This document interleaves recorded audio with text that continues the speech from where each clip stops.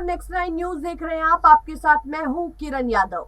महाराष्ट्र से वेदांता समूह और फॉक्सकॉन के 1.5 लाख करोड़ रुपए के प्रोजेक्ट के गुजरात शिफ्ट होने के बाद विपक्ष सरकार को घेरने में लगा हुआ है। वहीं मुख्यमंत्री एकनाथ शिंदे के पत्र से बड़ा खुलासा हुआ है।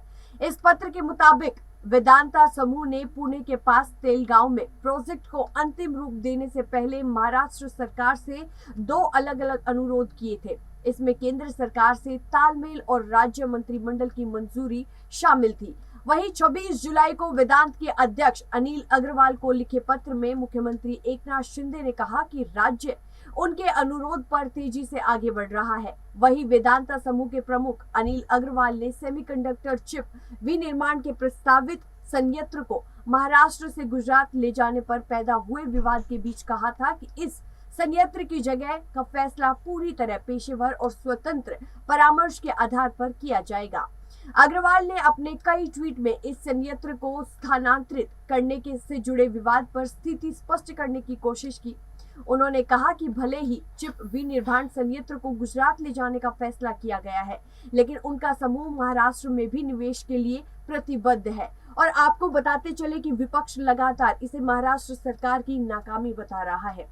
देखिए, इस घोषणा के फौरन बाद महाराष्ट्र और गुजरात के राजनीतिक दलों के बीच आरोप प्रत्यारोप का दौर शुरू हो गया।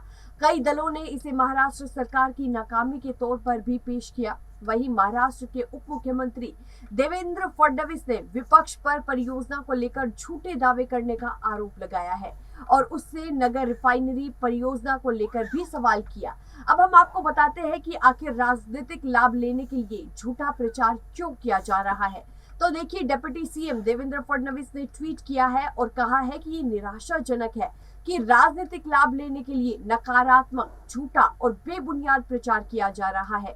ये बस अपनी अक्षमता को ढकना भर है। मैं विपक्षी नेताओं से पूछना चाहता हूं कि किसने महाराष्ट्र से 3.5 लाख करोड़ रुपए की रिफाइनरी वापस भेजी। इन नेताओं को मेरी सलाह है कि नकारात्मक और निराश होने के बजाय सक्षम और कुशल बनने का प्रयास करें। और आपको बताते चले कि देखिए, सेमीकंडक्टर चिप का संयंत्र आखिर है क्या।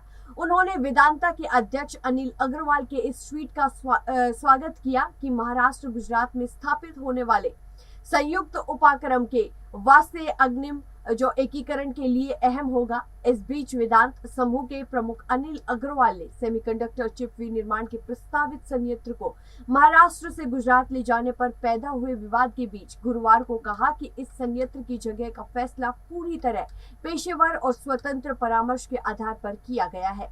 वेदांता समूह के प्रमुख ने कहा कि गुजरात का अंतिम रूप से चयन कंपनी की उम्मीदों पर खरा उतरने की वजह से किया गया।